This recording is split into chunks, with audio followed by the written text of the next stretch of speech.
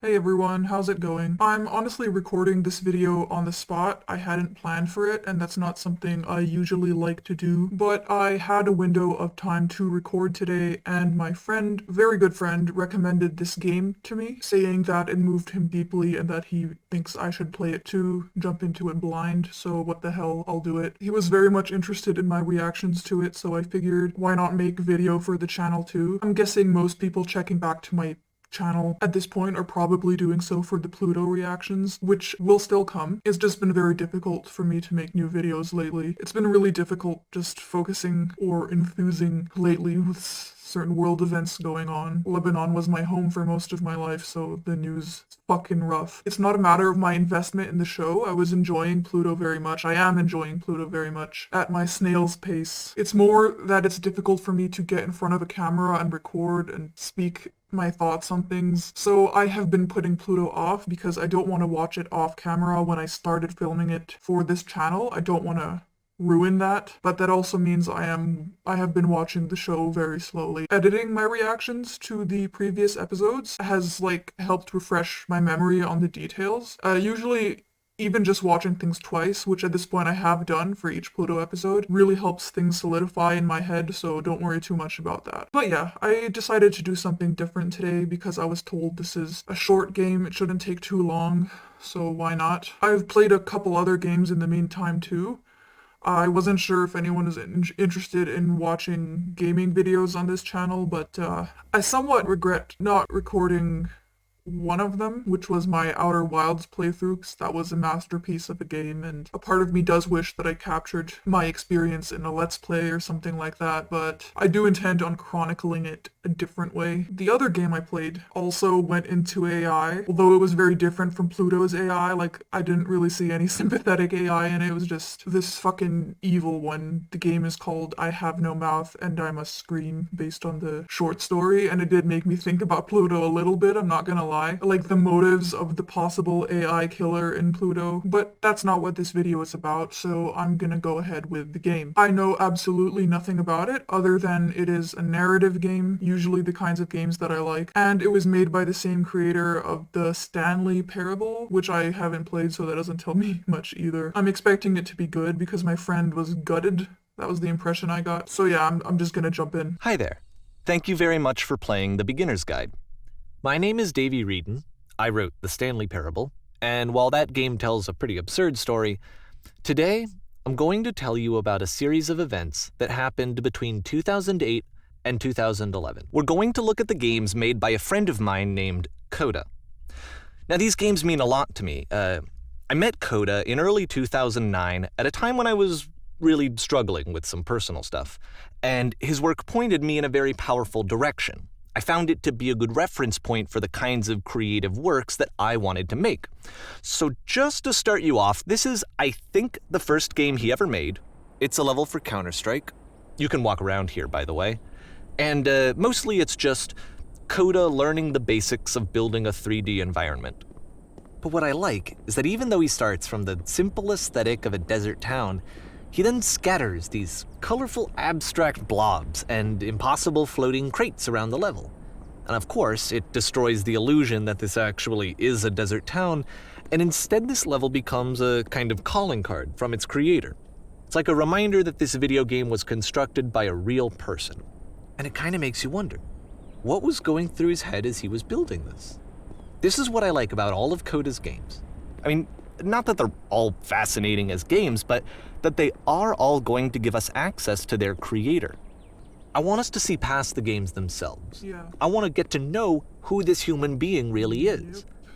And that's exactly what we're going to do here. It's 2008, Coda starts making these games, and he never releases any of them. He doesn't put them onto the internet, he just makes them and then immediately abandons them, and they sit on his computer forever. And I think he really understood this image of himself as a recluse. At one point, he jokingly renamed his computer's recycling bin to Important Games Folder. So, this was just how he worked. He tended to crank them out one after the other without even really pausing to try to understand what he had just made, until suddenly one day, he just stopped.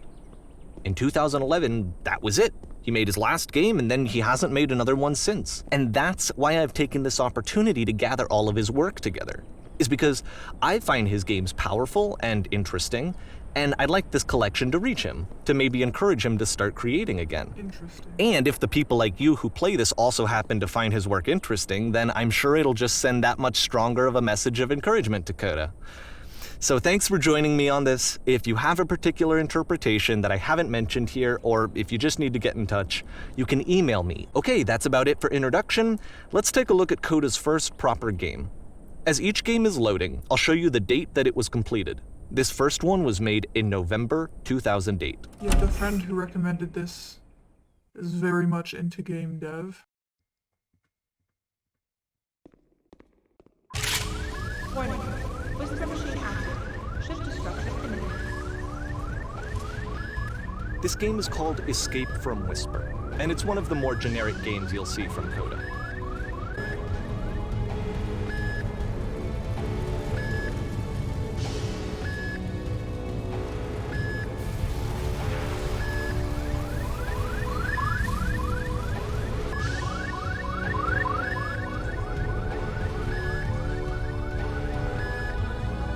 Security call breached. Hostile alien life form inbound. It kinda looks like this game was abandoned mid-development. For instance, you have this gun, which you'd think would indicate that there are supposed to be monsters or enemies somewhere, but then clearly there are no enemies anywhere. You can't even reload the gun when you run out of bullets. But ultimately we don't really know. Maybe Coda thought that actually it was complete the way that it is. And I think that we should talk about his games for what they are, rather than for what they're not. Enemy force neutralized. I love how you can see the bottom of the universe from this room. Apparently this space station has a labyrinth on it. Sure, I don't know. There's really no reason for it that I've ever been able to discern, so in the interest of time, I'm just gonna skip you on past it.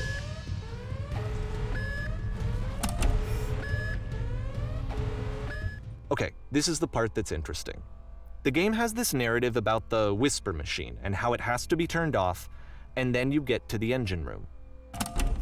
This is already a very intriguing concept. A game about game dev or a game about a game developer is a very interesting premise to me because I do believe in, not always, but a lot of the time I do believe in trying to read past a work for the person that created it. Not as like a rule. In fact, other times it's important to do the opposite, separate art from artist for a number of reasons, but I do believe in the validity of trying to understand something about a person through the work that they create, or the idea that the art of artists often reflects something about the artist. Now, it's not always that deep, but I don't like that idea being dismissed right off the bat. Like, I think it does have worth, and I think that depending on the works and purposes, there is a lot to be gained, or there is merit in trying to analyze the creator while playing whatever it is they've created, or watching, or reading, listening to whatever it is that they created. My mind is already scrambling for why this could be sad. Part of me thought this Coda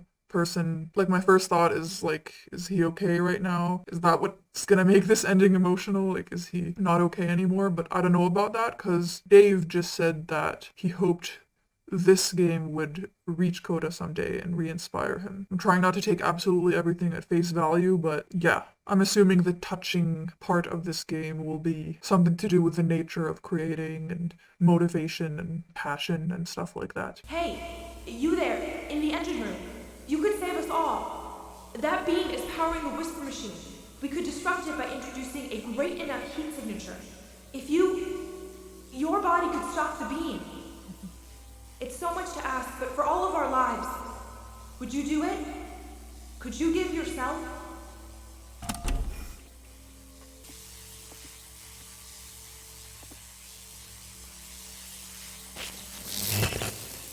Let me pause here for a second. What you just experienced, stepping into the beam and then dying, is probably what Coda had initially intended when he was developing this level. But when he first compiles and plays it, something goes wrong. There's a bug somewhere. And this is what happens instead.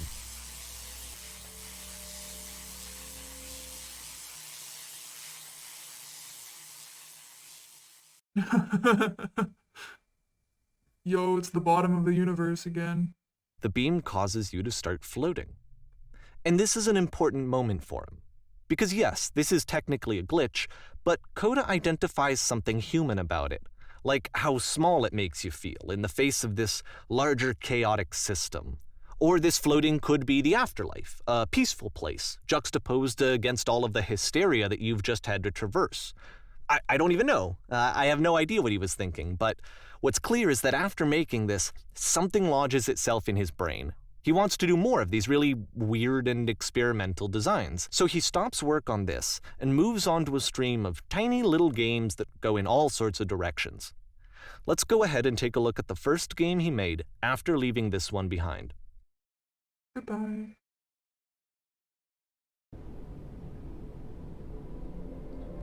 Oh, this is some backrooms shit. So try walking backwards. Right. Yep, in this game you can only walk backwards. Charming. And by that I mean terrifying. So it's a short and relatively minimalist experiment combining motion and narrative. It is less advanced than the previous game, but actually it seems to be more focused, more complete. Coda's trying to give it a unique voice rather than simply basing it on a pre-existing trope.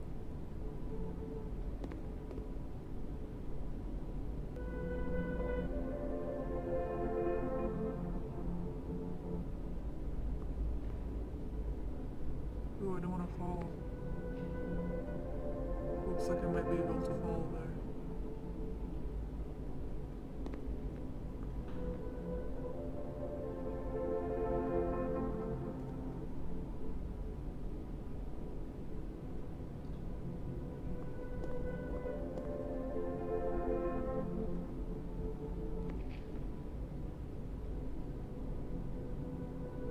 It's a short little thought, it says what it wants to say, and then it ends. Didn't need anything more than that. Which to me is why it works, because it gets out quick. Okay, next one.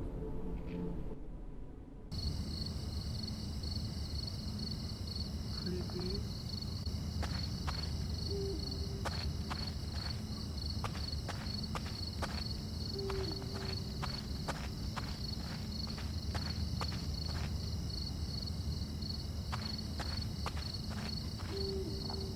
And that's it. Okay, the meaning of this game won't be clear just yet. Please be patient with me for a few more games, and I promise you'll see what makes it interesting.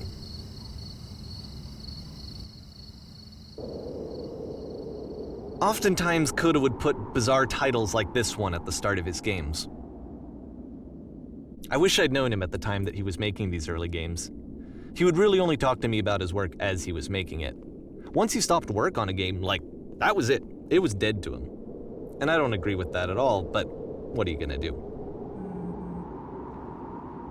I guess maybe a recurring theme I'm seeing here is uncertainty about what comes next, uncertainty about what lies ahead. In all of these, to an extent. Yo, that's creepy as fuck. Once you've been slowed to an absolute crawl, the door at the top of the stairs opens. So why, if Coda's not showing these games to anyone, why bother opening the door at all? Well, to show you, I'm modifying the game here so that when you press enter, it'll bring you back up to full speed so you can enter the door for yourself. Man. It's like maybe his motivation coming to a crawl the further he goes along in a project.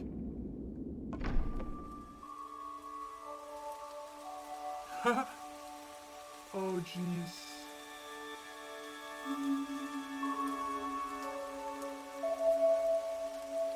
A room that's warm and nice and filled with little ideas for games.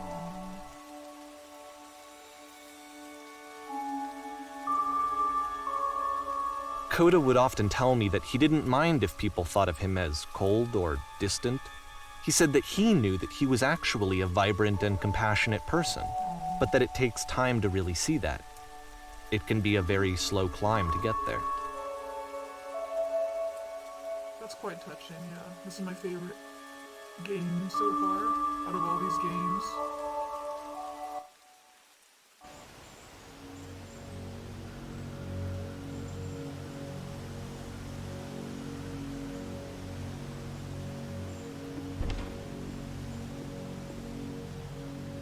Well, this is new for Coda. It's an actual puzzle. Go ahead and see if you can solve it.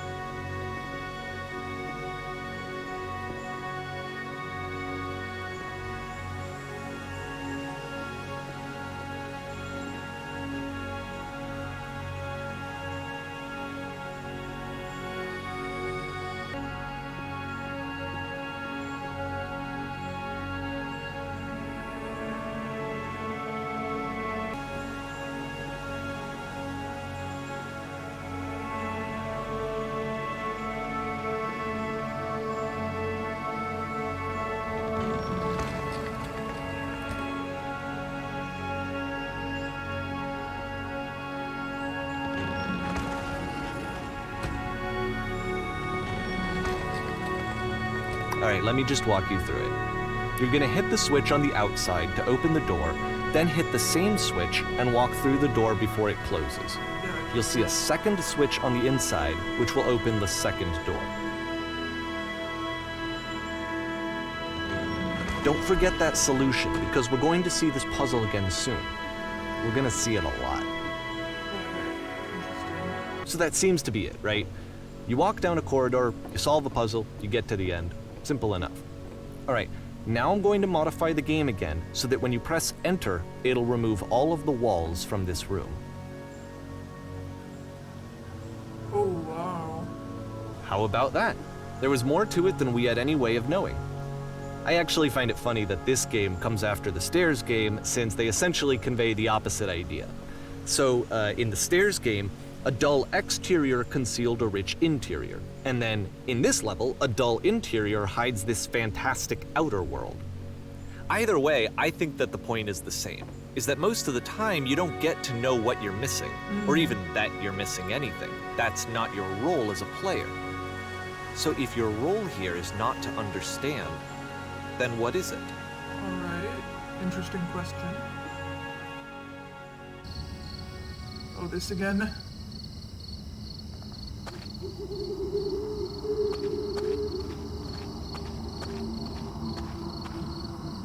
Aha. So, this, combined with the entering game from earlier, tells us that Coda believes his games are connected somehow. It could even be that the Stairs game and the puzzle game are literally connected in between this and the entering game. There's a bigger picture that all of his games are meant to play a role in, some larger meaning that we won't be able to grasp until we've seen all of them. And once we have, we can step back and start to understand what exactly that bigger picture is. Love that idea.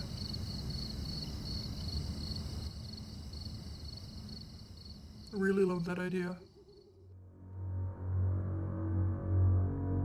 Ooh, that's a title. Let's talk about video game development for a second. Every video game runs on what's called an engine, which determines what the game can and cannot do. Sure. So in other words, the engine is a set of tools for game development. To make all of these games, Coda is using an engine called Source. Like all engines, Source has certain things that it does well, and it has certain things that it does poorly. One of the things that it does very well is boxy linear corridors. That's why so many of Coda's games are set in these large, flat, empty rooms, is just because he's working with what the engine does well. The tools available to the creator shape what kinds of creative work they're going to end up making. Yep. You might consider paying attention to the architecture in Coda's games, to notice how they seem to stem from an engine that's very good at producing linear, boxy corridors. Yo. I don't know why it's like unnerving. I'm finding everything here unnerving.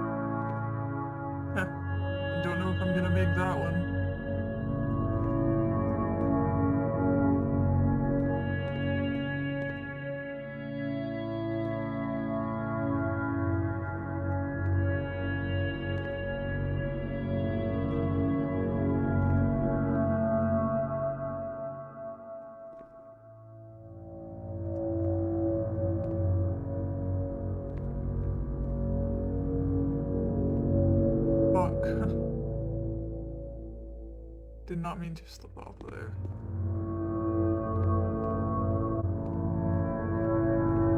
The bumpy steps in all of these. It's cute. I do love the level design of this one.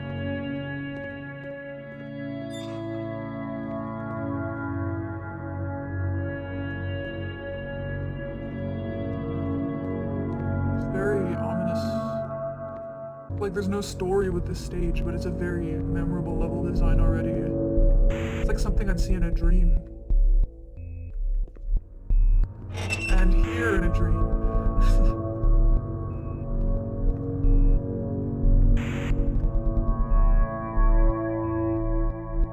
I presume some of the cages are opening.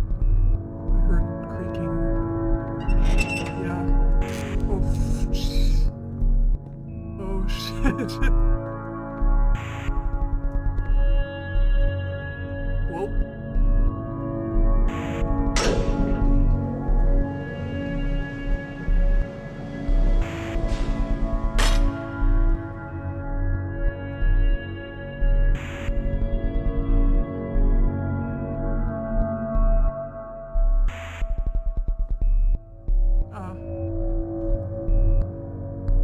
Alright, if I have to. This prison, funny enough, in Coda's original design, the doors stayed shut for a full hour before letting you go. If you don't mind, I think we're gonna skip that. Thank you. This is something that he and I used to argue about a lot. You know, whether a game ought to actually be playable, whether it means anything if no one can get through it. And I would always defend that, you know, all this work goes into the game, why not make it playable and accessible? And so we just got into heated arguments over it, and there was one time that after one of these conversations, he went home, and a day or two later, he sent me a zip file entitled Playable Games that was full of hundreds of individual games, each of which was just an empty box that you walked around in and nothing else. Believe me, I played every single one of those just to find out if there was like a gag hidden somewhere. There wasn't. Yeah. I can appreciate that games should lean closer to playable than unplayable, but yeah. I wonder if it's another metaphor for like the work that goes into getting to know a person. You know, you should be willing to put in the effort, something like that, but, which I don't think is like a perfect analogy to me.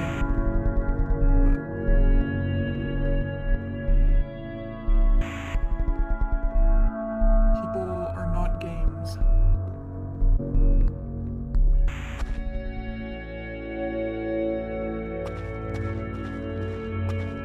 The sound design is pretty nice too.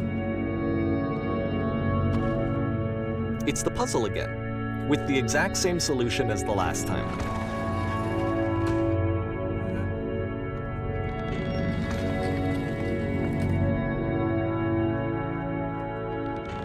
There's still no clear indication of what makes this puzzle so special that Coda is going to return to it over and over. But I promise I'll share with you my interpretation very shortly.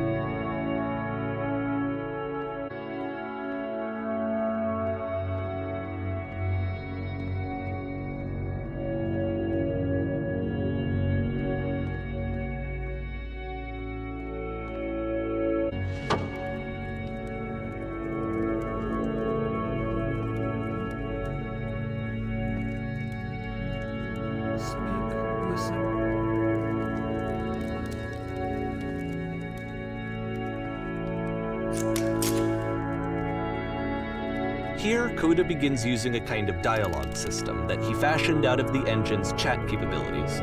Use the 1, 2, 3 buttons on your keyboard to respond.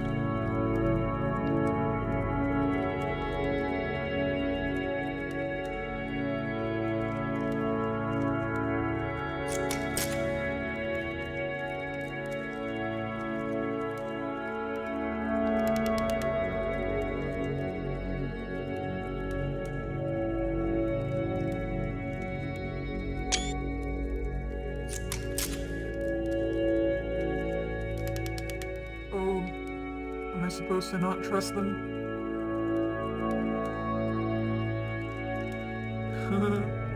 You can't tell them. It's kind of scary.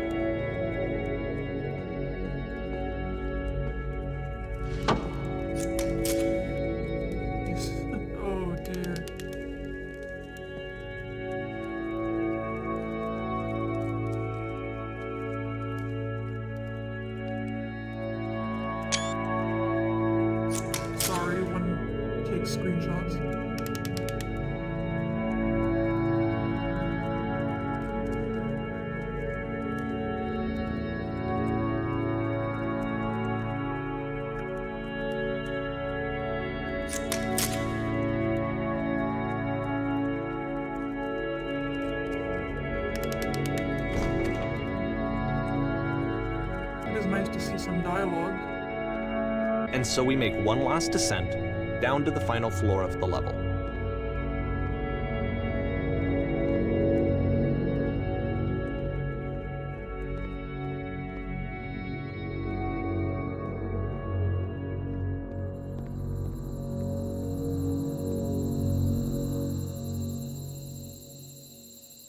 It's a lamppost.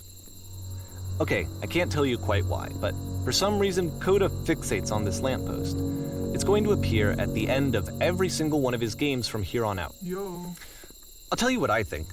I think that up to this point, he's been making really strange and abstract games with no clear purpose, and maybe you can only float around in that headspace for so long. Because now he wants something to hold on to. He wants a reference point. He wants the work to be leading to something. Yeah, that's a rough feeling. He wants a destination, which is what this lamppost is. It's a destination. We're going to see it in the work as well. His games are just going to become a lot more cohesive, a lot more fully developed, with more of a clear idea behind them.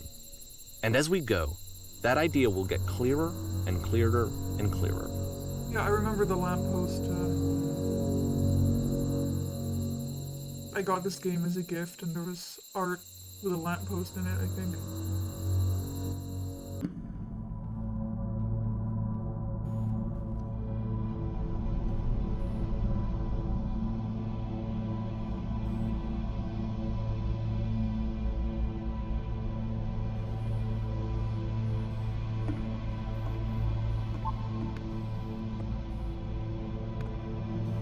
So first off, I'm sure you can deduce this, but this game is not connected to the internet. All of the notes that you're gonna see have been written by Coda. This was actually the first game of his that I ever played. This was shortly after I met him at a weekend game jam in Sacramento, where I grew up. I saw him working on this very level, and it was just so different from anything that anyone else was doing. So right away I was like, I have to be friends with this person. No point. In retrospect, I think I was probably a bit too pushy, trying to get his attention. I was over-enthusiastic. But he was very gracious about it and very patient with me. Yo. And I cooled off eventually. Yeah, this is already... Hello. Oh, feel free to skip over any of these notes if they're not doing anything for you. Nothing extra is going to happen if you read all of them. Either way, to me they convey a sense of loneliness. Yeah. I see this person who's filled with thoughts and feelings and beliefs and has no way to express them except as scattered and unheard voices in a game that wasn't meant to be played. I'm king of the world. But it's ironic, isn't it?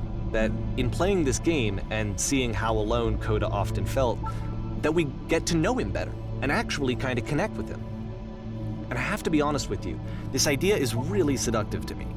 That I could just play someone's game and see the voices in their head and get to know them better and have to do less of the messy in-person socializing. I could just get to know you through your work. I think this is why I always liked Coda's games so much, is because it felt like they let me have that connection. I felt as though he was inviting me personally into his world. And then I feel less lonely too.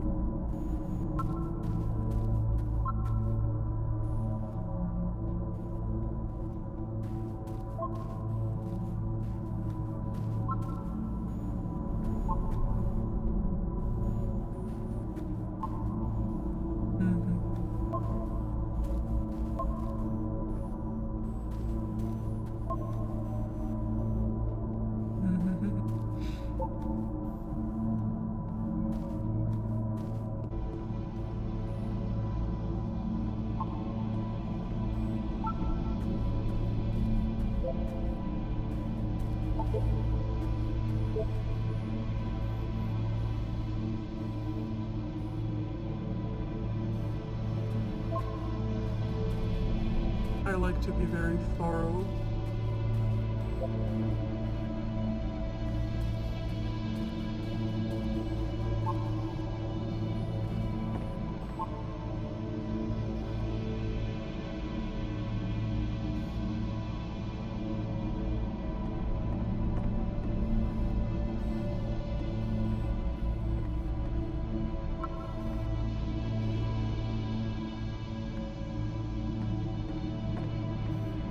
This is a very creative idea. I do like it a lot.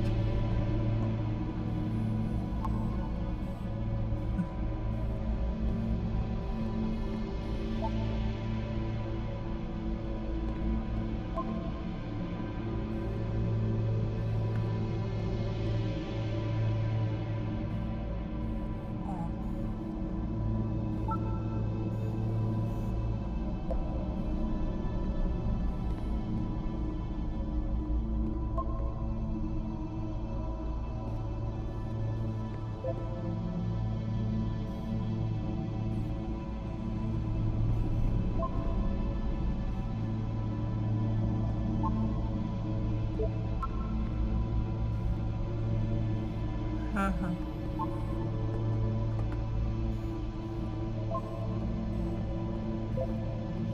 Yeah, this is my favorite one so far.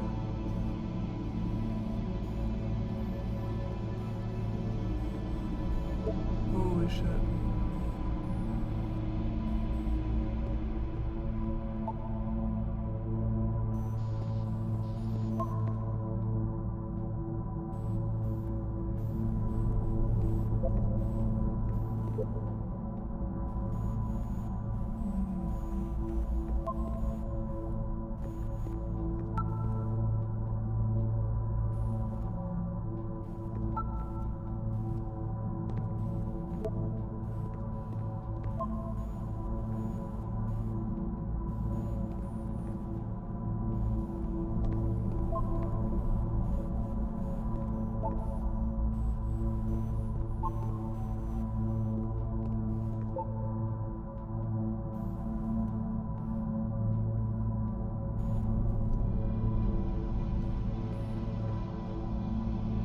I don't want to leave any of them behind, like, there's still some outside I would like to read too, but I don't know what causes things to progress.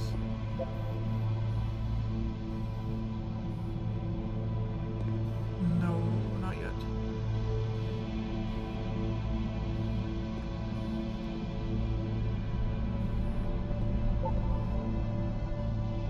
So true.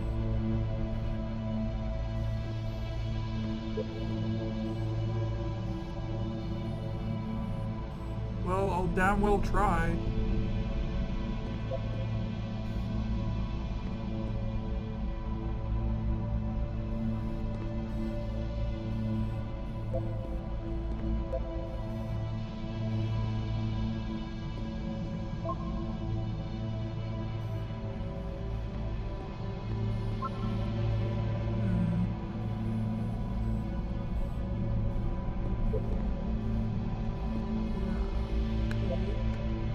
They just say the same thing again, thank God.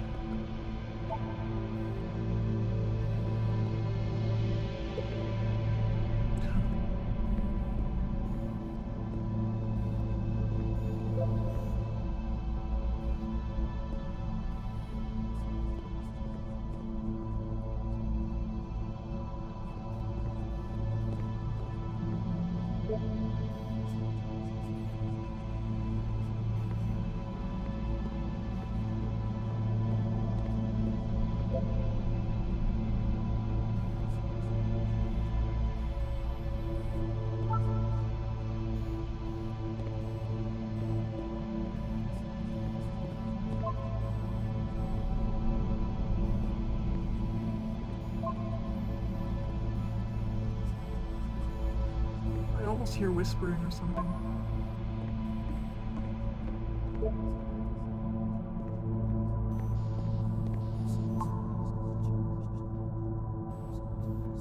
Just a bunch of circles, kind of like all these thoughts. Art.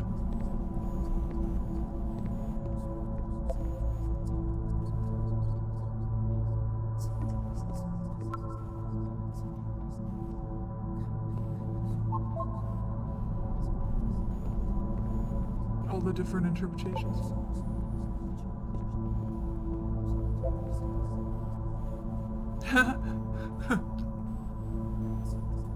I love this. So true.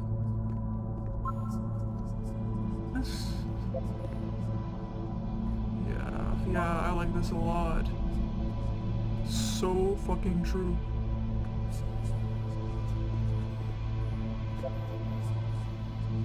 Real.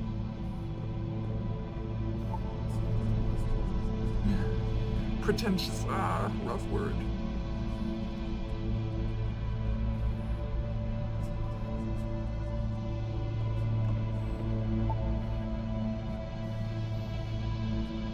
Yeah, this is rough.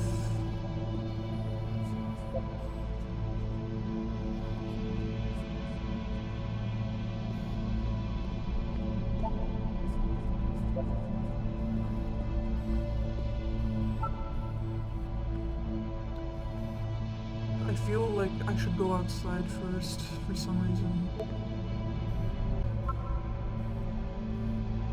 Yeah, I'm gonna. Oh, but it'll be so annoying to walk all the way back. Imagine it just loops and it'll take me outside from here anyway. No, I'm going back outside. Reading the other things first. It is important, it is important. Yeah, if this was the first game I ever played by this guy, it would, leave a strong impression on me too. I'd probably wanna, I don't know, chat with him. Get to know him. It's alright, it's not that far to walk. Come on, come on.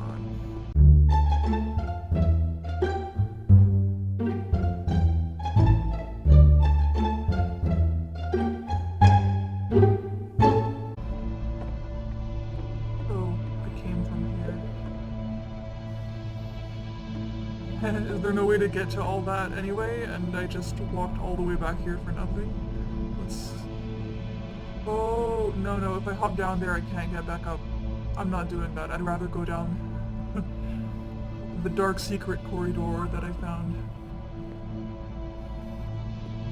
It's okay, it will be worth it. Same reason I'm not gonna jump down to those ones either. Might be irreversible, and I want to read what was down that hallway first. If I can even remember where it is. Oh yeah, it's there. And we are back. We are so back.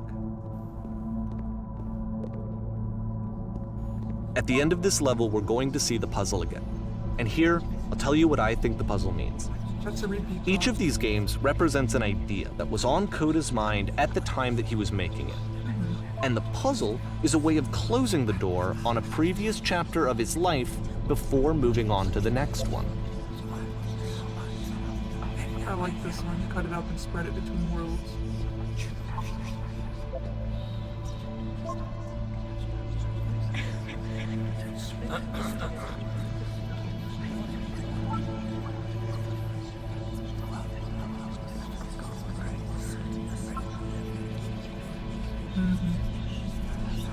Let's do it.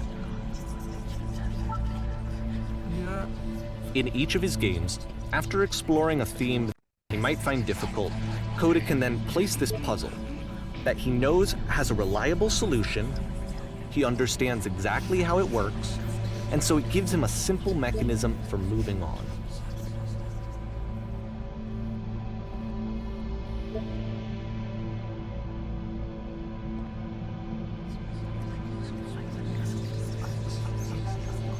I do feel like I want to go back and read the others, but I don't think there's a way to come back here after falling onto those ledges.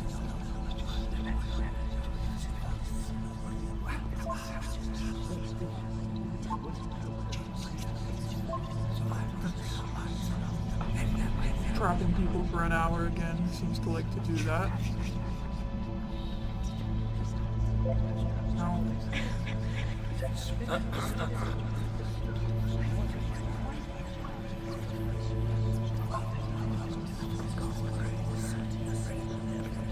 And because there's this dark area between the doors, a space between spaces, before you move on, you get to pause.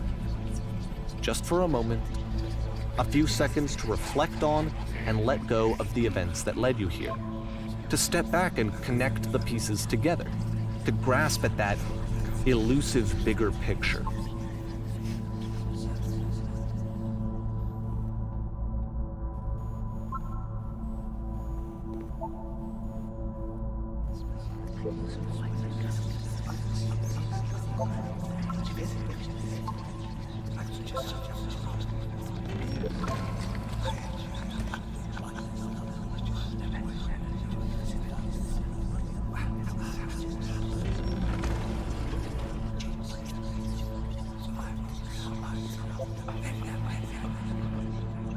Heading out. Yo.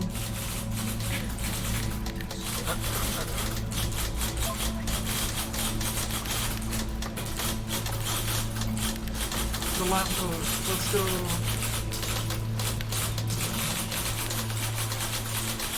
Typewriters.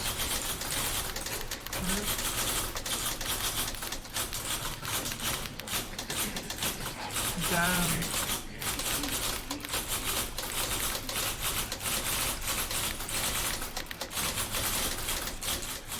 Yeah, that one was really raw. Okay, this one is tough. It's gonna kind of just spin its own wheels for a few minutes. Hang with it. Yeah, I'm interested.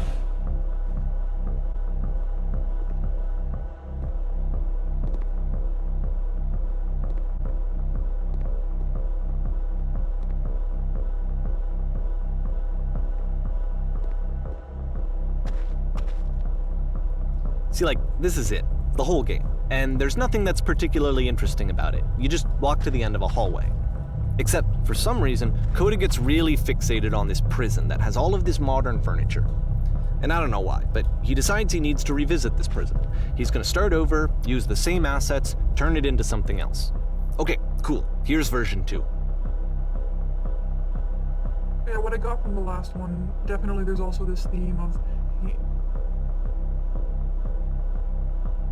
he actually does care about the feedback he gets on his games, even though he might be like kind of defensive about it sometimes, or seems intent on just following his ideas, regardless of how bizarre they might be. But the dialogue at the end of that one did show some frustration at like, wow, why can't you guys solve this? Like, talk to me, why aren't you playing this game? Why are you finding this game so hard? So it's like feedback does matter. Validation maybe as well. Definitely validation as well. What furniture ought to go in the center of the room? So this TV with surround sound, a refrigerator. Food is important. Oh shit. I would rather put that on the side actually. Whoops. Now along the wall. Let's put a huge picture of a horse. Washing machine. 10 stoves. Washing machine. Yeah, it's not even listening to me anyway. Light up this room a bit. Skylight, full ceiling window. Let's see what's good. No, I'm thinking.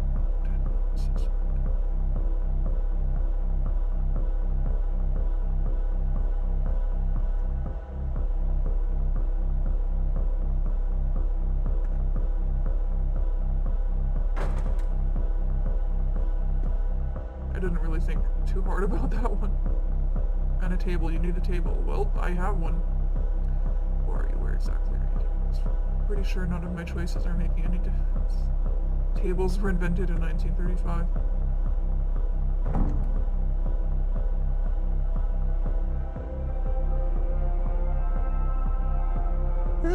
There's a bit more to this one, but still, it's not really communicating anything. It's kind of just weird for weirdness' sake. For a second, I thought it was gonna show my choices beyond the wall, but nope, it's just a bunch of random bullshit.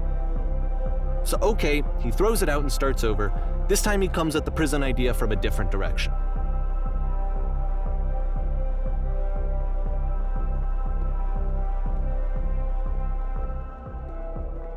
Huh. Really?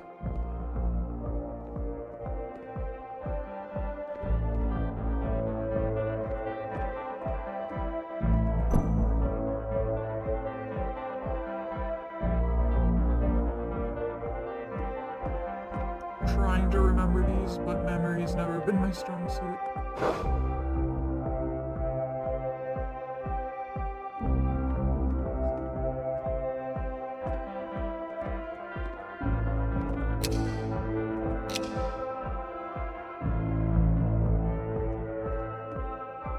left side.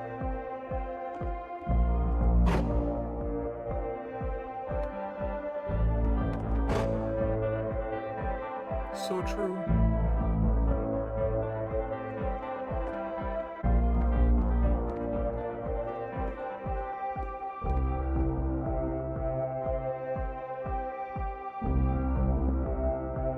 And of course, now the table is gone and you can't begin the chain of events to escape.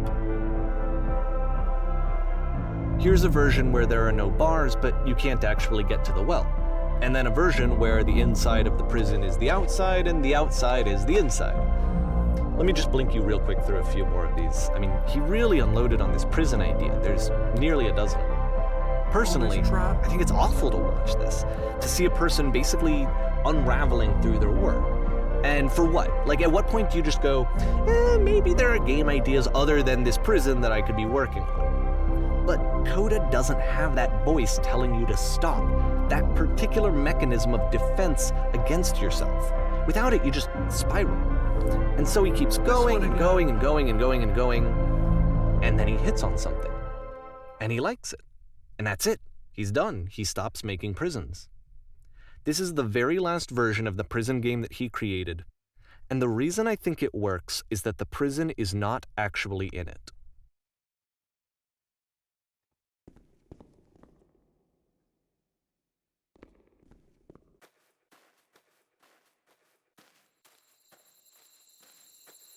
Lamppost, yeah.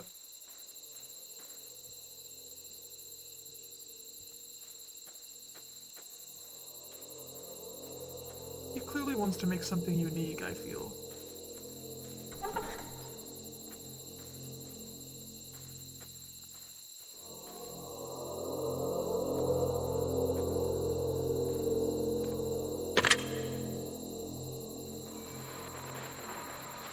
Hello.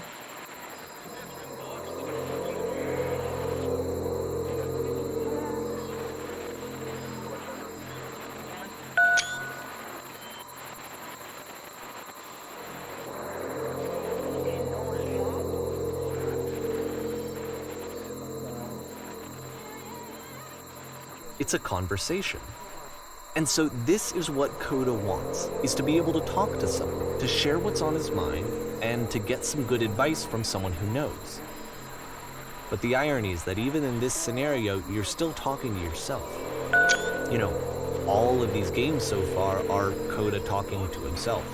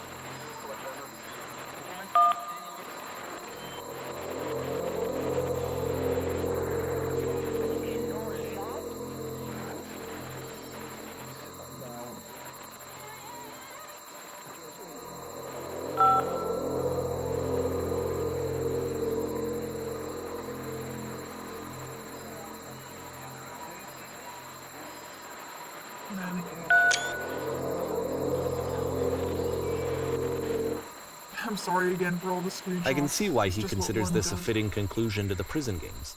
After all of the obsession and frustration, just to be told by someone you can trust that things are going to be okay. Wouldn't that be nice?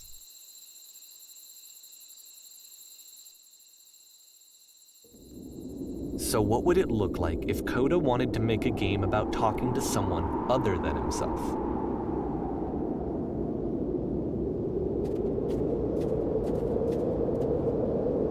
I always look behind for some reason, in case there's something I'm missing behind me. To me, this environment is meant to represent Coda's puzzle, with the 2 doors on either side and a dark transitional space between.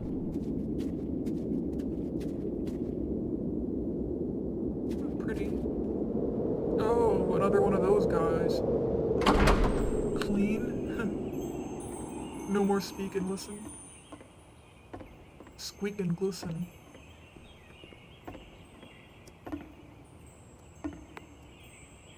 I wanna eat.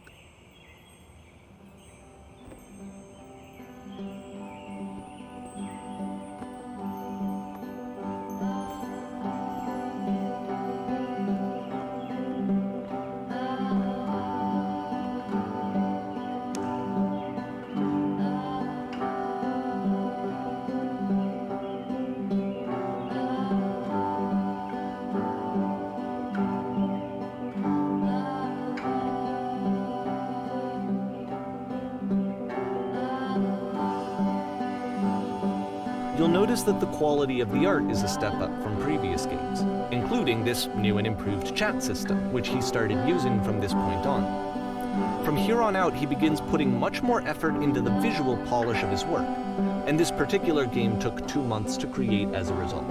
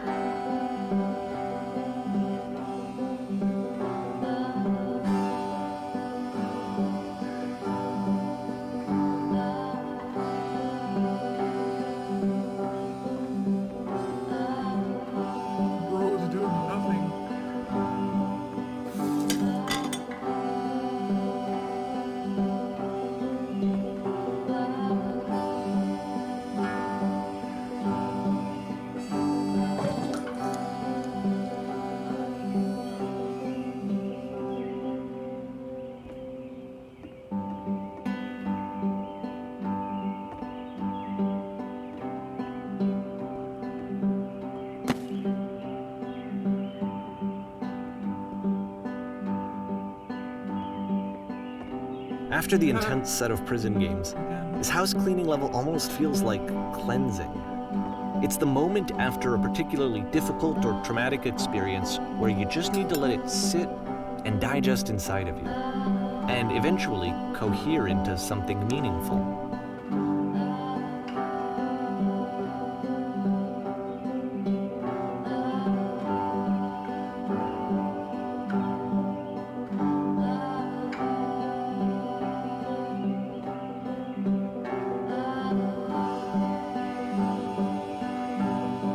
I know that Coda really liked this game.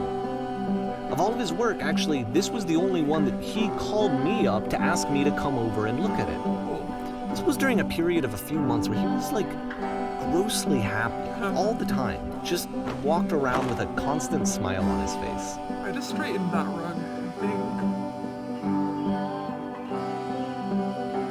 Oh yeah, okay, they're all just repeating again.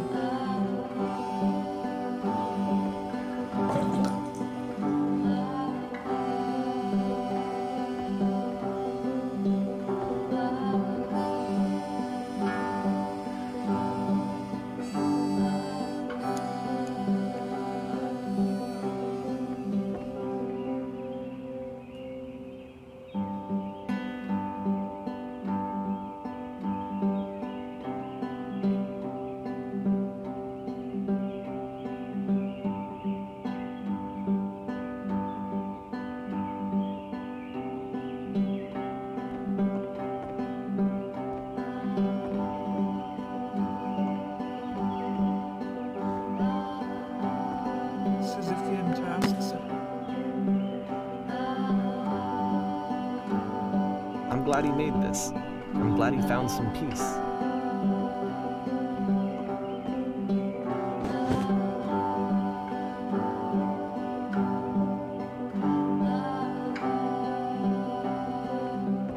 But, of course, it can't last. The music stops, your companion is gone, it's time to leave. The door at the top of the hill is now open as well. Again, you can't stay in the dark space for too long. You just can't. You have to keep moving. It's how you stay alive.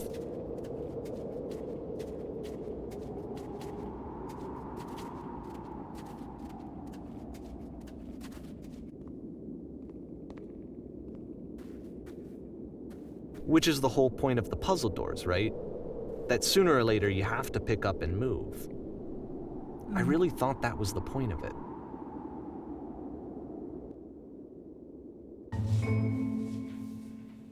This one gets a bit goofy. Oh no, not class. Yep.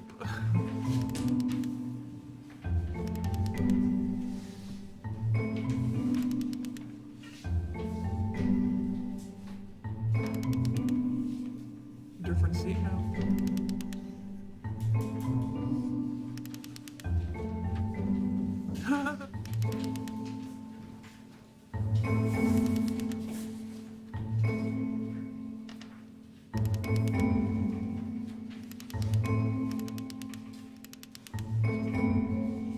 Damn. In fact, I actually tried to think of someone.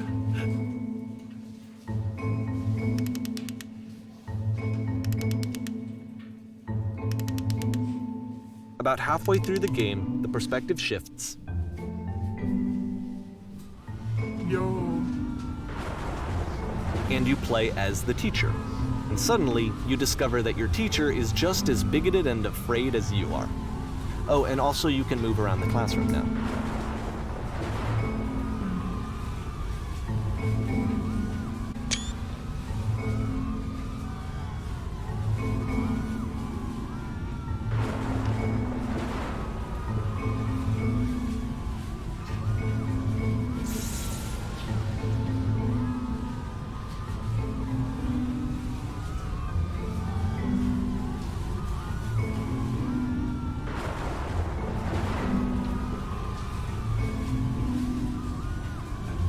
Oh, alright.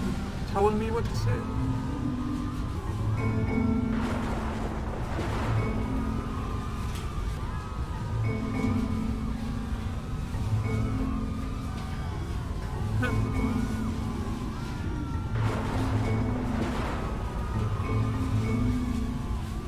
Wait, I didn't say the assist thing, I don't think. Did I hit that by accident, or is the game just being...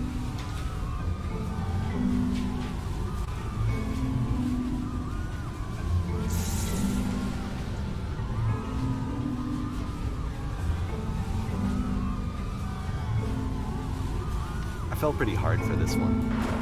I feel like it's one of the most relatable experiences that you can have. To assume that some other person is perfect and totally fulfilled in every way, and completely miss all of the little flaws that make them painfully human. I think about this game a lot these days.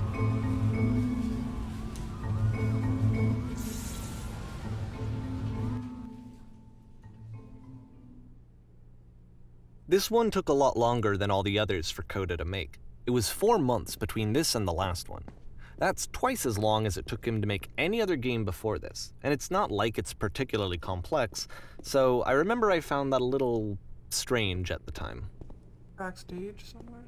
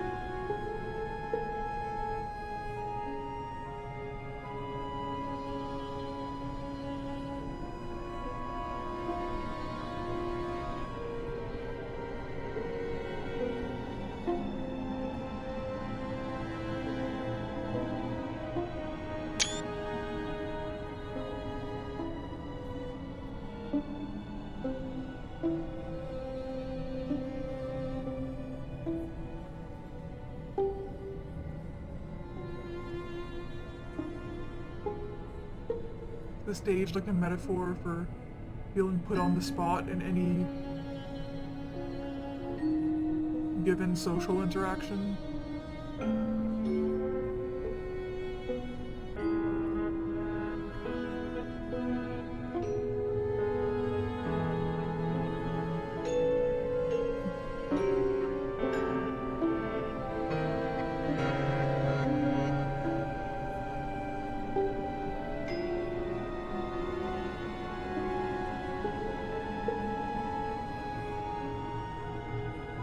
Yo.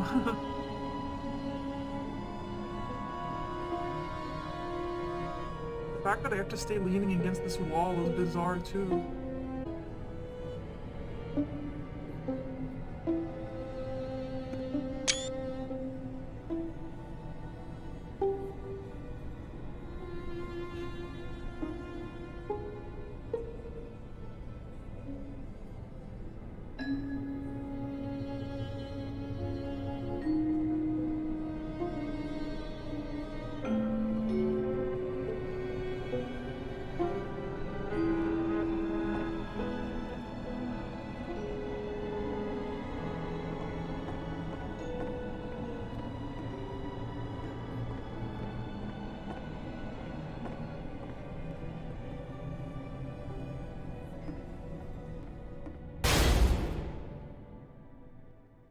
Yeah, usually that lamppost signifies the end of that segment, you know, going back or something.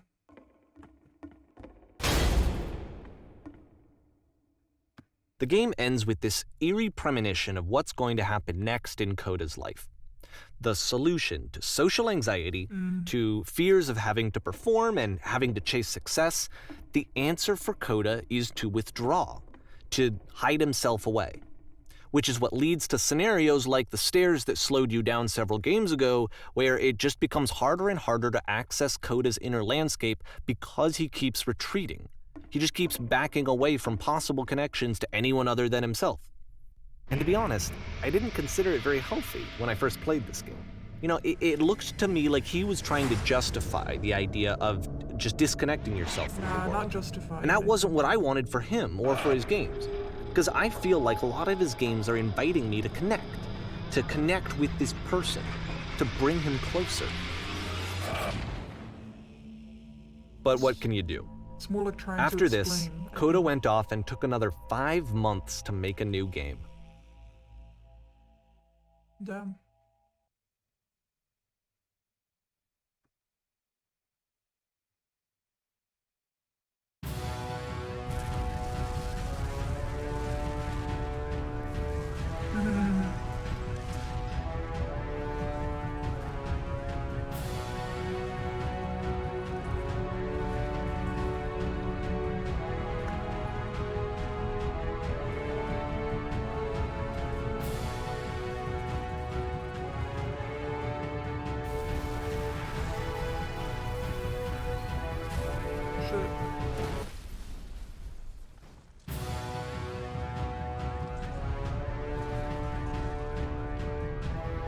You should probably open your eyes if you haven't already. Yeah. It's pretty much impossible to solve otherwise.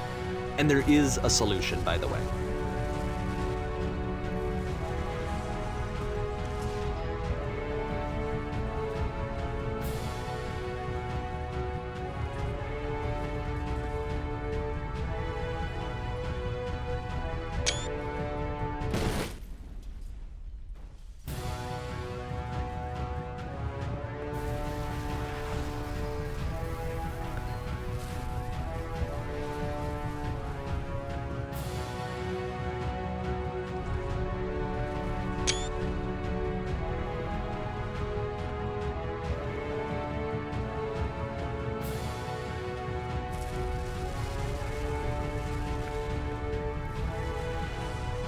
Oh, there's something there.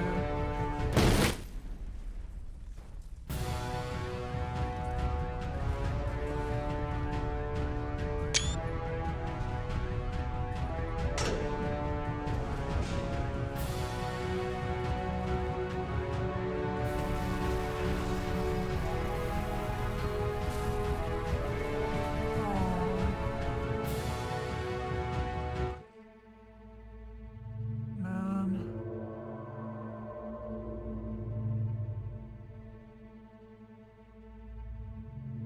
Like I said, I was getting concerned. First off, he's never been this explicit in his work about exactly what he's thinking. So where's that coming from? But then even weirder, his work has potentially stopped being an outlet for him. Not like he's having trouble iterating on ideas, but he literally just can't think of new ideas anymore. And in person, he was being a lot more distant than usual. Like, you know how sometimes a person will just deflect anything that you say in order to keep themselves disconnected all the time? It was that kind of thing. Here was the point in my relationship with Coda where I really started to wonder if he needed my help in some way.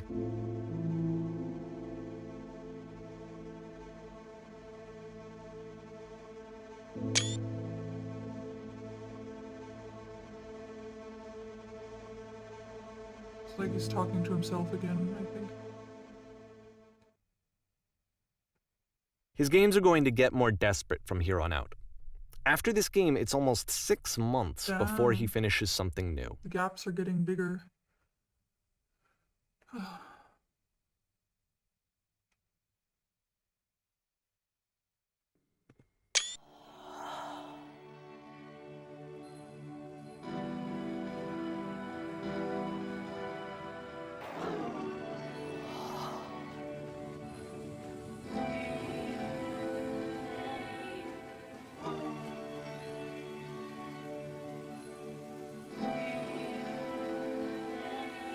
Things are looking less square, less rectangular.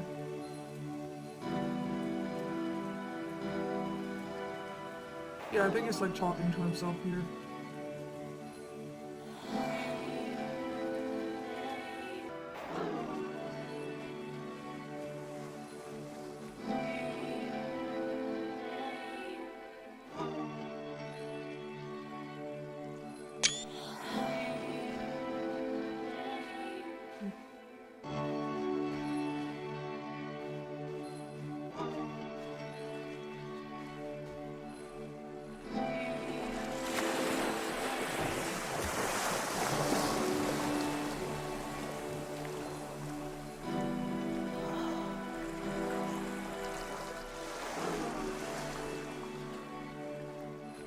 If the last game featured Coda talking explicitly about his creative Yeah. frustrations, this one turns it up to 11.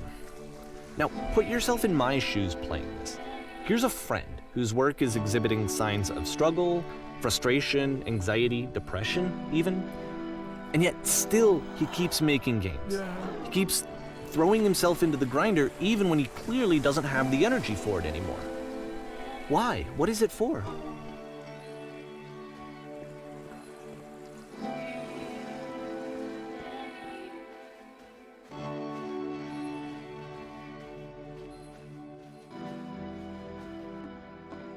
Because from my perspective at the time and just what I knew of him, this was a result of how isolated he was. He was in his own little bubble, just sitting at his computer all day, not really showing these games to anyone, not releasing them onto the internet. And so He didn't have anyone outside of himself to connect with. He had no outlet to ground himself on.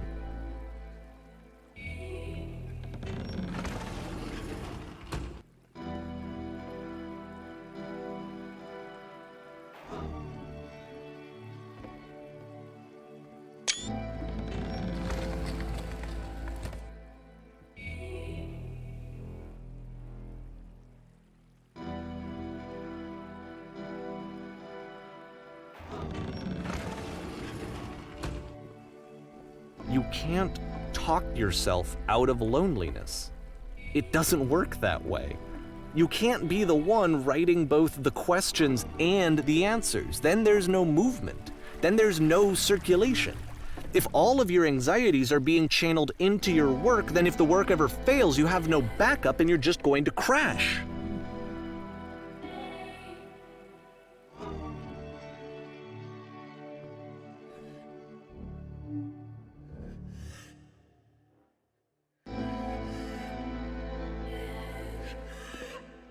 Man, this is uncomfortable.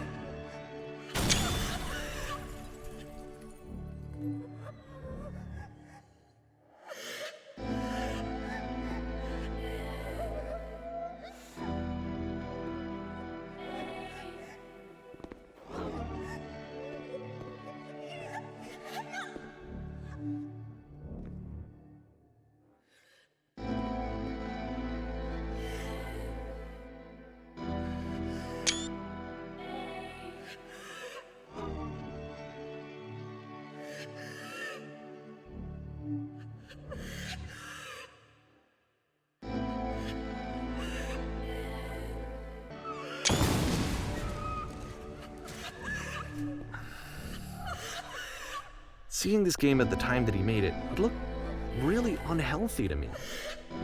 I was watching him do this to himself, and I hated it. I hated seeing him so trapped. It's like, video games are not worth this amount of suffering.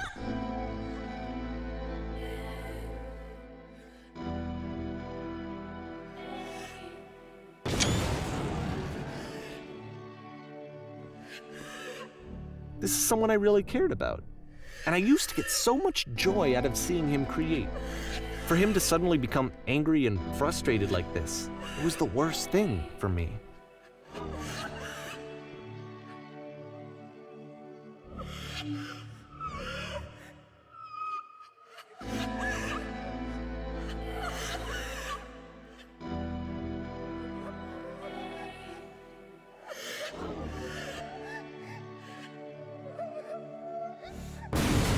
I meant to hit 3, but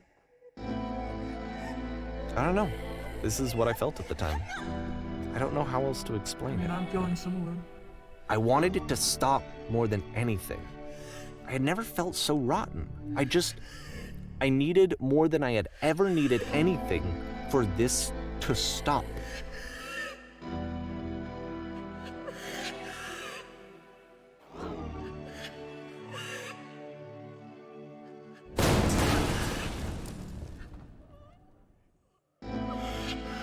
The text color is changing.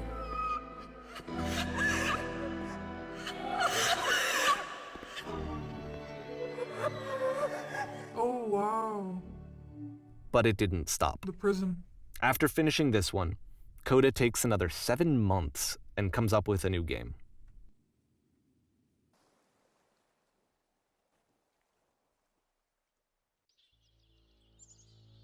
The machine.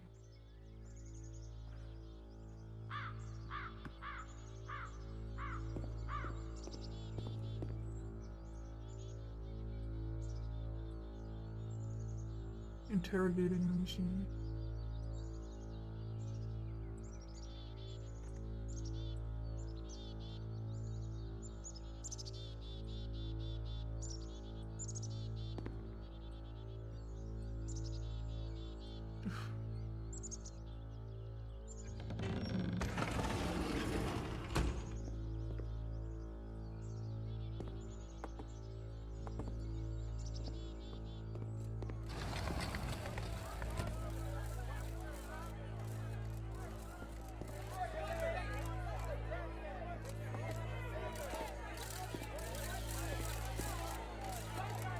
about feeling more like a machine than a person? Like the expectations of your work or something?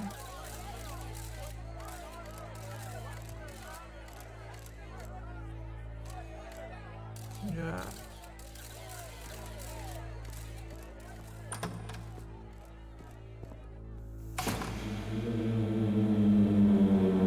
And of course, it's the machine. So,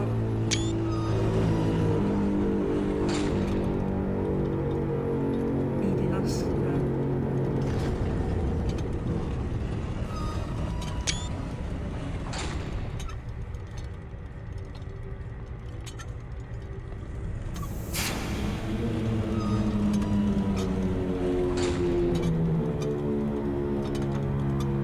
Oh, these are awful.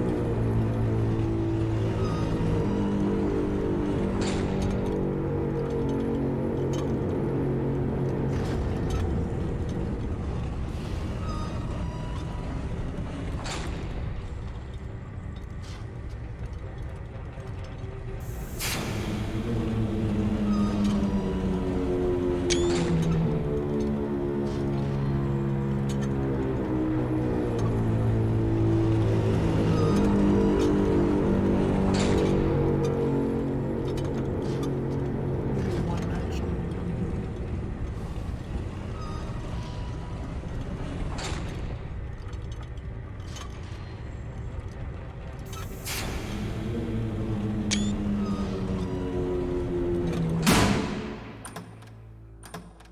Damn, that's it. I wanted to say more.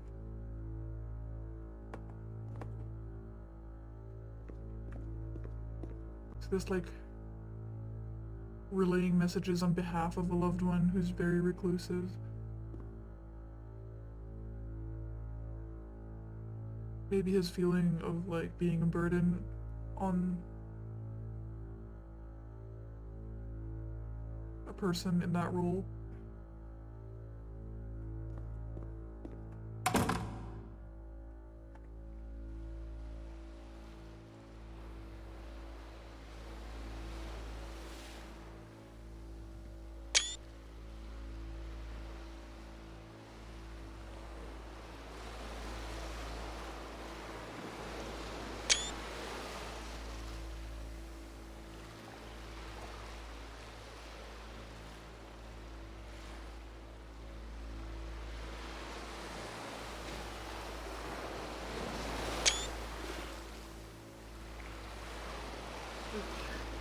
You don't want to make the person feel like you don't care about them or their interests or what they want to make, but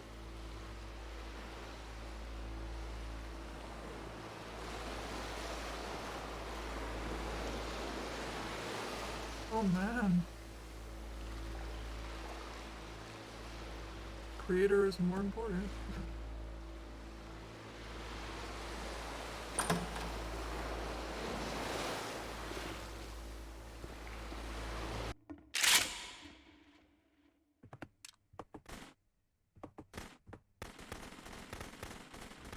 Yo.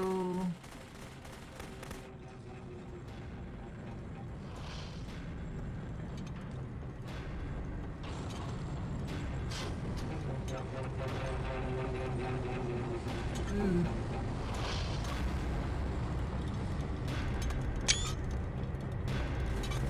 So now the work is becoming self-destructive. And I'll tell you, at the time that I first played this game, shortly after he made it, here's what I'm thinking to myself. I'm thinking that Code is stuck in his own head, and that it's having a very negative effect on him, and that all he needs to do is just start showing his work to people, to get some actual feedback on his games. It might get him out of isolation. And so, as I'm thinking this, I realize that I could be the one to initiate it. Because it would never occur to Coda to start actively soliciting feedback, so what if I did it for him? I mean, If he could see the difference it would make to have more actual conversations with other human beings, would that bring him out of his mental spiral? Would it give him confidence in himself? Would it bring meaning back into his work? It's hard to be a friend in that situation. Yo, everything looks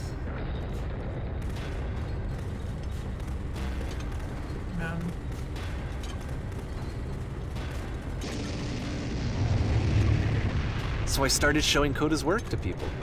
I took this one, and the islands which you just played, the theater, the notes, the house cleaning game, and some of the prison escape games. I brought them to people that I knew and trusted. I asked their opinions. And the great part is that they really loved his games. You know, the point of it all was just to give him some external reference point, but they genuinely loved his work. There was nothing for him to be afraid of.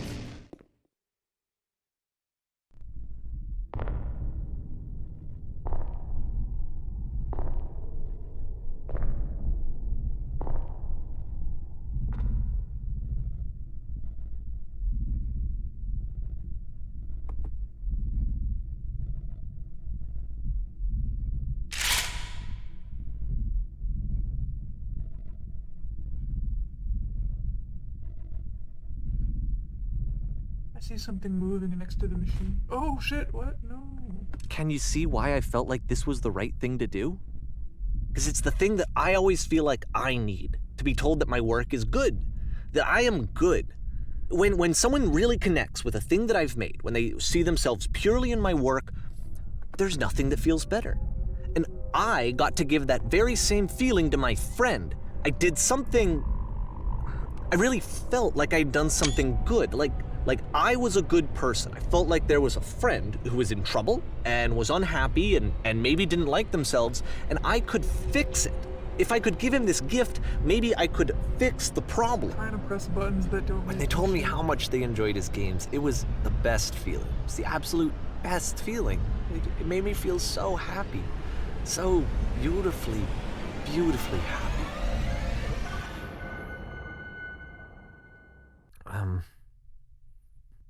So anyway, Coda finishes this game, and then really he just kind of takes off for a while. So this is June of 2011, and I didn't hear anything from him for several weeks, I guess. And so out of nowhere, one day I get an email, and it's got a private link to a new game of Coda's. This one is called The Tower. And to my knowledge, it's the last game that Coda ever made. Here we go. So let's take a look. I'm nervous.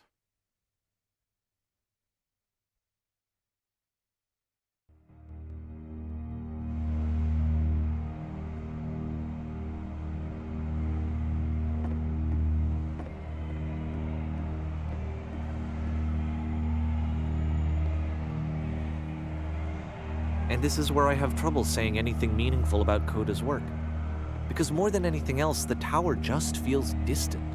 It feels like it's trying to distance itself from the world. It's a very cold game.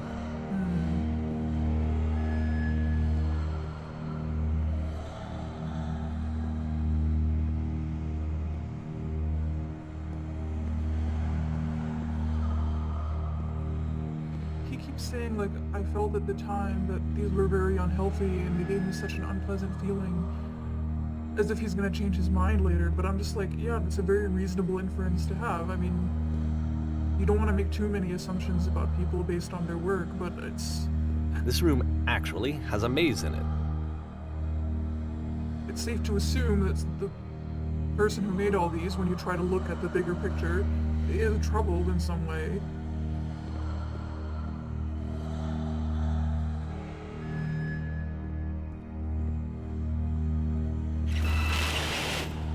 Except that all the walls of the maze are invisible. Oh. And then every time you touch one of the walls, there's this awful flashing and noise, so the experience is really miserable. The game goes beyond not being meant to be played, it actually seems to despise the player for trying to play it at all. For trying to get to know him at all. But I do want to show you the rest of the levels, so when you're ready to continue, press enter and I'll put a bridge over the maze. Yeah, bro went hard on the unplayability for this one. Seems like. Oh, yeah, it takes you all the way back to the beginning. Yeah, I mean, it's easy enough for other And to be game devs fair, to it's play not like these, this is right? the first game that's needed some modification to be playable. Like the house cleaning game. You know, that one used to actually loop the cleaning chores and you just cleaned a house forever. I had to cut it off so that you could exit the house and the game would actually end. But that game had an idea that it was actually trying to communicate. What's the deeper idea behind the invisible maze? Yeah, I'm not sure who his target audience, was. It's for a certain group of people, and I don't know much about game dev, but, it wouldn't be too hard to make these modifications, right? I don't think that diminishes the message, though.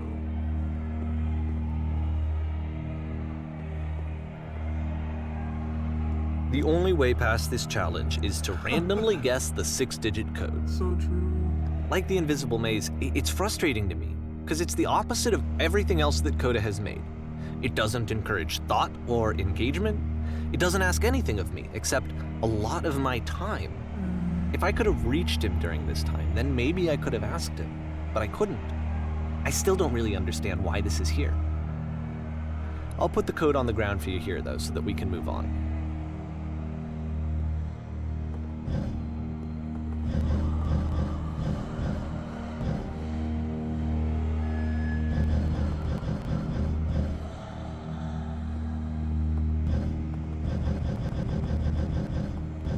It's like he's just saying, don't bother with me or something. The switch to open this door is actually on the other side of the door, meaning that it's literally impossible to solve from this side. So even if you somehow brute forced your way through the first 2 challenges and you got to this point, there's actually just no way to progress.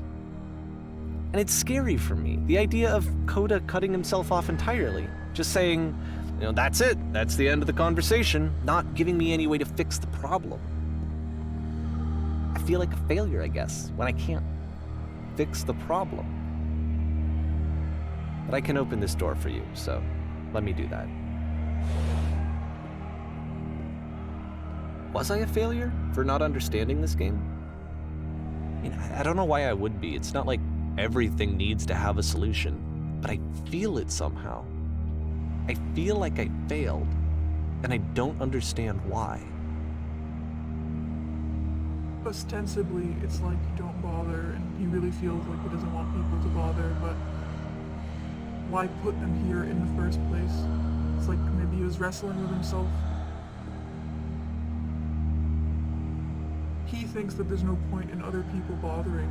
He thinks the cold hard reality of it is that there is no point in other people bothering. And he's trying to portray that through these basically unsolvable puzzles.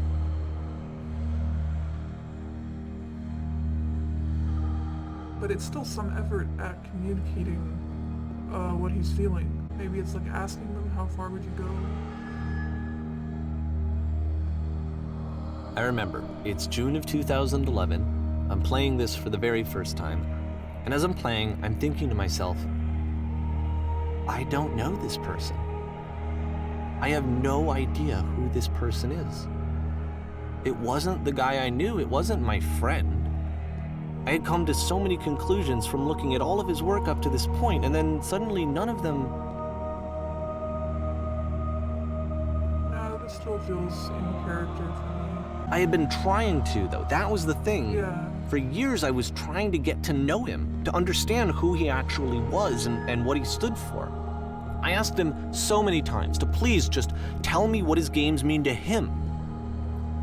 I asked him please to tell me what the 3 dots mean. And he wouldn't. I just felt so strongly that if I could have connected with him, that if I could have somehow made his work my own, that I would finally be once and for all happy.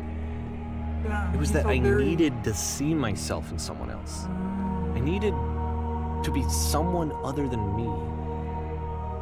But he stopped and left. And it felt somehow like I had failed. He felt very personally connected to this. Where did I screw up?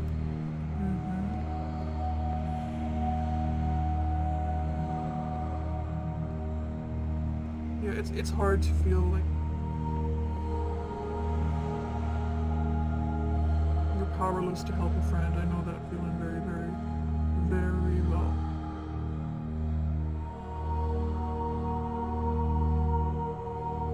Whoa, he actually...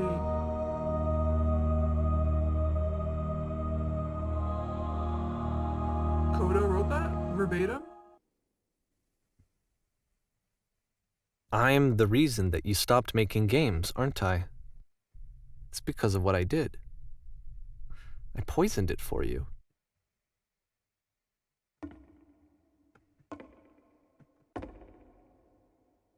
Was it really that pushy in his eyes?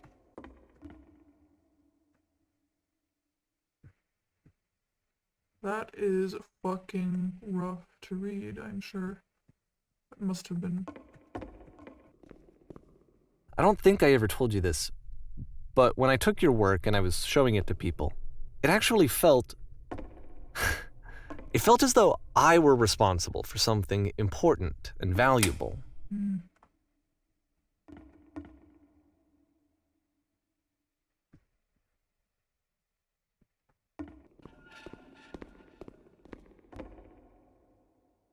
And the people who played them, they treated me like I was important.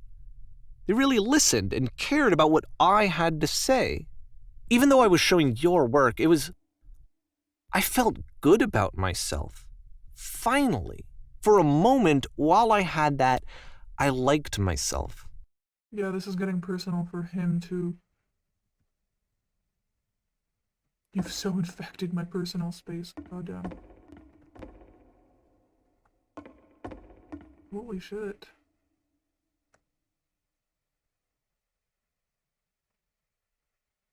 This is a lot. Oof. But this whole thing is...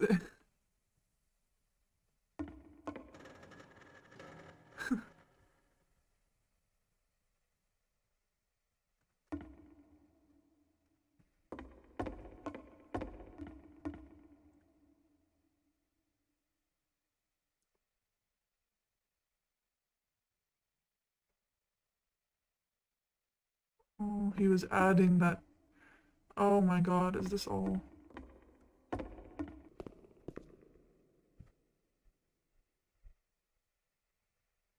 Yeah, this is a And then you mindfuck. stopped, and I didn't have anything left to show people. I just had to be with myself. And as soon as that happened, there was no feeling at all. Nothing. Less than nothing. What does that mean?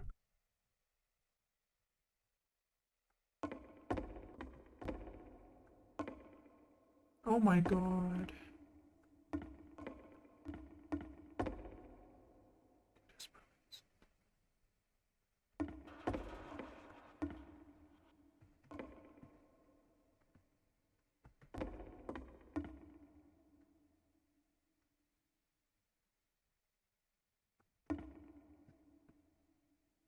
Is he mad at him for making a bunch of assumptions?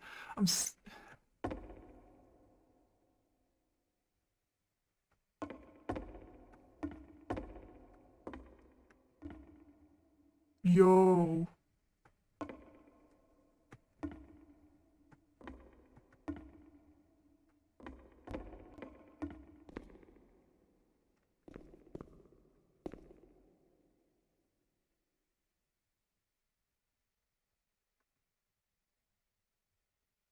It's all just one person, I think.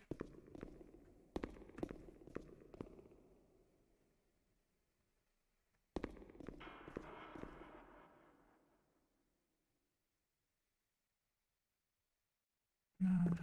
I'm afraid that I did something really stupid because I don't like myself.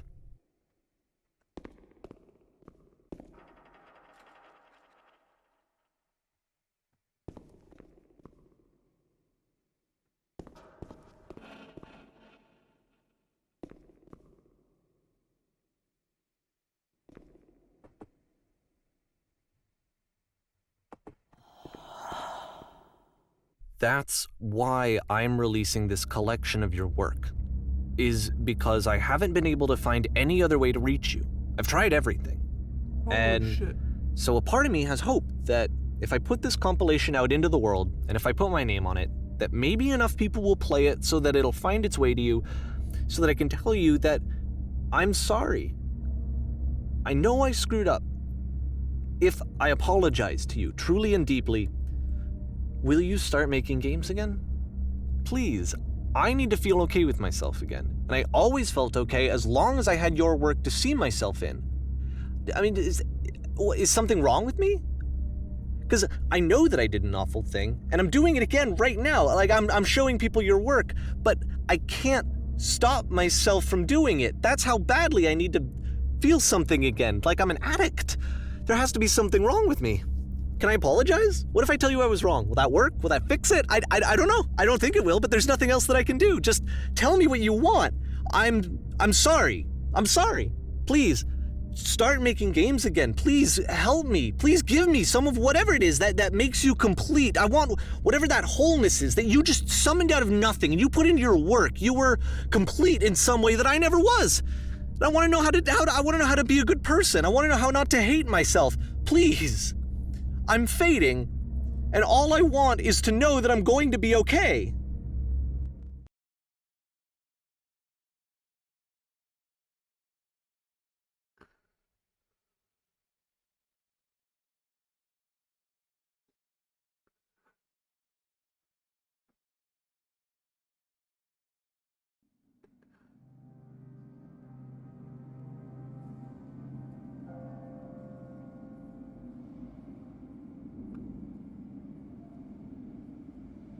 I think maybe he was talking to himself or talking to the machine in him or something.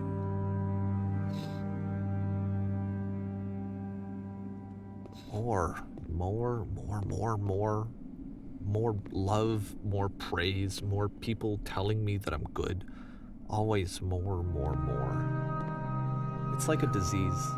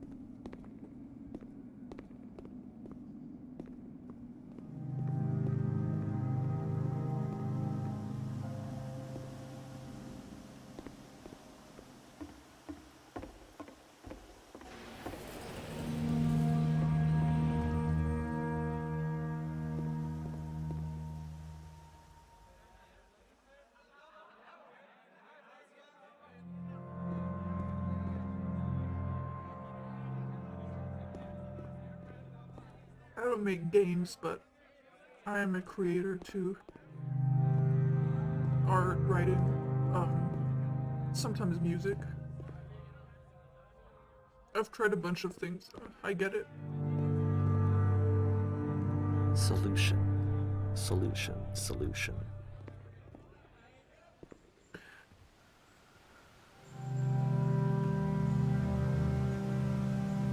I guess if someone had told me ahead of time that he just really enjoyed making prison games, maybe I wouldn't have thought he was so desperate.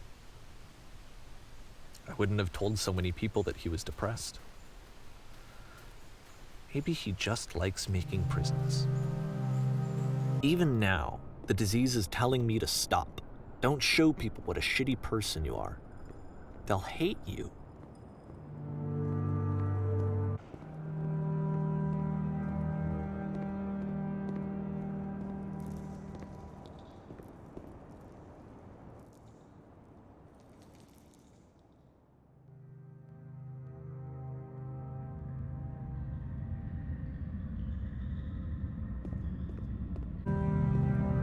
This looks like an underground garage or something. If I knew that my life depended on finding something to be driven by other than validation, what would that even be?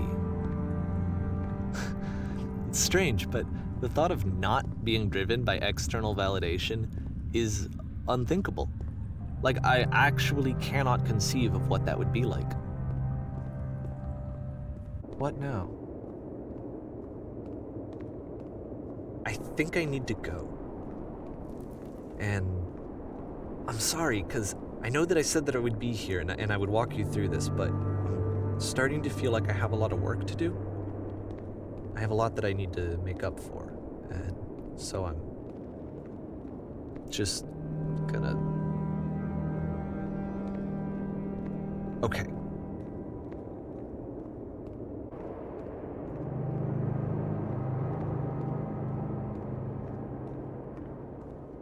Oh, are we going back to a desert town? The first level.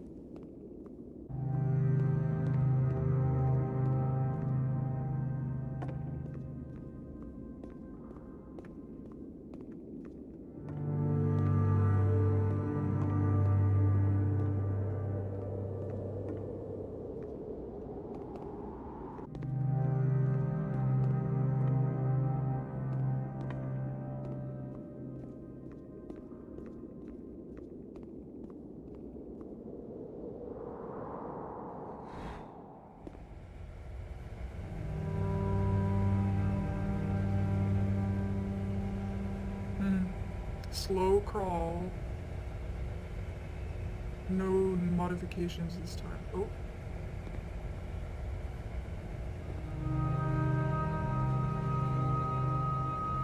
Oh, fuck, I hate things filling up.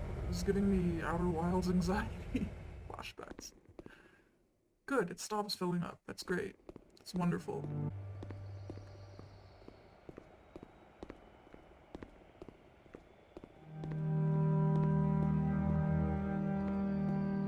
It's really pretty.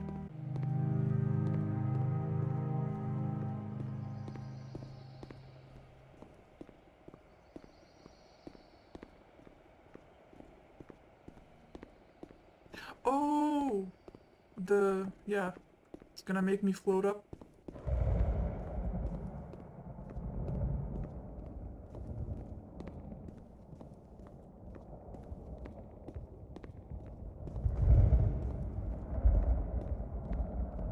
Don't look behind, keep going, keep going, keep going. I'm scared I won't reach it.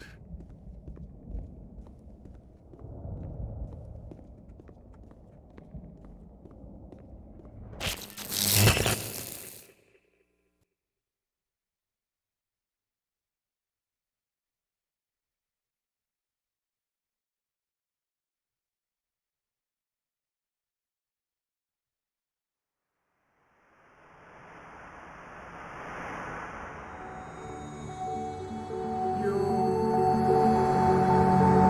Literally the bottom of the universe.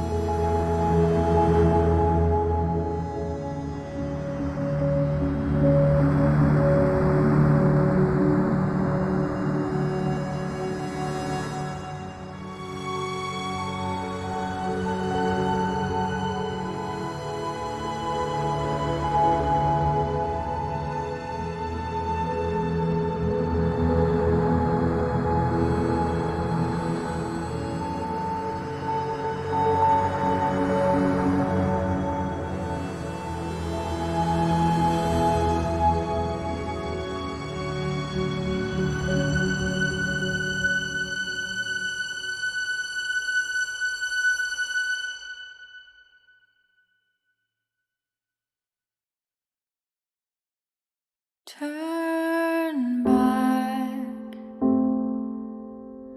turn back from this cave. You said, let me prove that I'm brave. That was really Let me good. keep going. But the cave goes for miles and miles and miles, and you're so tired, It's a nice reflection on the creative but I process. know that you're strong. The creative process and mental illness and how those So can tie in turn together. back, turn back.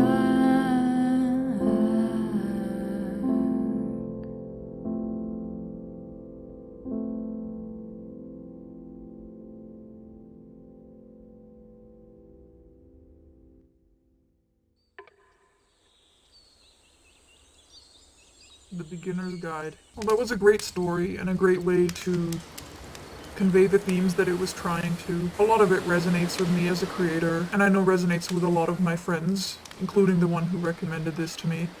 A lot of my friends are creators as well, and I do relate. I do get it. The need to be true to yourself in expressing it, but also the need for validation. It felt very much like a cacophony of thoughts. Just like this whole game felt like just a bigger version of that one level with all the notes, thought bubbles left around that you could go read. So I don't think I'm supposed to be looking for a specific point here, but I see the feelings and the struggles that were conveyed through this game and this narrative, and I very much appreciate the effort that went into it for sure. Like, it is debated, like how far do you read into things created by someone, especially if that person is your friend, you know.